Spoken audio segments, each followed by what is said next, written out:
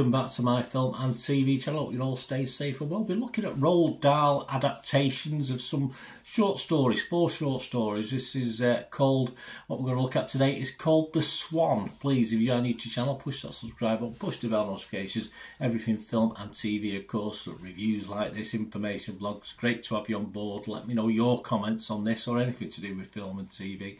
And of course, if you do have a little time to give us a thumbs up, give us a like, guys. Yeah, it gives us a little glow. It makes everything seem worthwhile. So we've got The Swan, just 17 minutes. So if you take out the credits and stuff, it's probably about 14 to 15 minutes. All these are showing on Netflix. Directed, as are they all, by Wes Anderson from the Roald Dahl short stories, as already mentioned. This stars Ralph Fiennes and Asa Jennings as the main compadres in this. Other shorts in the series include The Rat Catcher, Poison, and The Wonderful Story of Henry Sugar. So please check that out if you get a chance. And if you are watching them, just watch them all together. They're all on Netflix, so just watch them one after another. Just about an hour's watching. I think you get more out of it by doing that. And it's about, well, it's about a small, clever, brilliant little boy who's ruthlessly pursued by 2 large, idiotic bullies. Yes, so obviously, interesting. It's sort of for 17 minutes. It felt a bit longer to me, this one, which is that a bad sign? Possibly. The scores as at the 3rd of October 2023 from other people's views. This is 2 PM.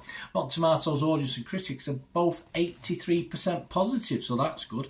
The audience give it 3.9 out of 5, that's good. And Rotten Tomatoes themselves, only 6 critics are bothered, so 5 fresh and 1 rotten, so that's good.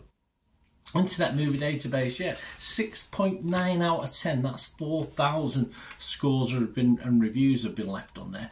I'm a little bit lower. I'm a little bit lower than Internet Movie Database, which brings me onto my thoughts. Of the 4 stories, I thought this was the weaker of the short stories, humour-wise, etc. I mean, there's a bit of humour, dark humour, black humour, horror in some of the others. There's plenty of little horror in this one, and obviously people compare it to an actual thing that happened. I'm not going to go into too much detail on that. I didn't really think of that while I was watching it. It was only when someone mentioned it. But this is the weaker, I think, of all the 4 stories.